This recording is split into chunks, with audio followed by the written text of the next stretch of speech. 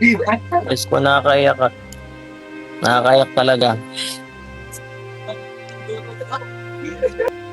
So yun na nga mga Mima, marami pong nag-aabang kung ano ang sasagot or masasabi ni Kalingap Edo sa sabi or mga nabanggit ni Beyonce sa mga iba't ibang words tungkol sa kanya na talagang alam natin na kakahiya na talaga yung mga bigkas. At ito rin po, no, nalaman niya na meron ng channel itong si Beyonce, pero itong si Edo, sa reaksyon niya, halatang ingat na ingat siya, halatang ayaw niyang makapagsalita ng hindi magugustuhan ng manonood.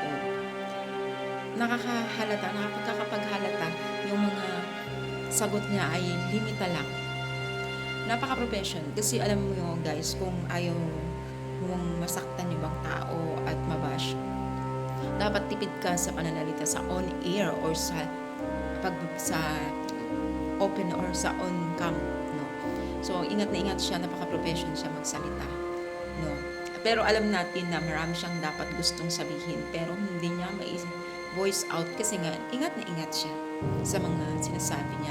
Halata naman sa aura ni Edo na ayaw niya magsabi o magsalita. Ingat na ingat siya, halata naman talaga. So maraming nag-aano sa kanya na magsalita din yung side niya, pagtanggol niya, pero mas gusto niya na manahimik na lang at hindi siya magsabi kung ano man yung or makapanakit din, no? Alam natin yan na sobrang profession ni Kalingap Edo. Pansin nyo rin ba yun mga Mima?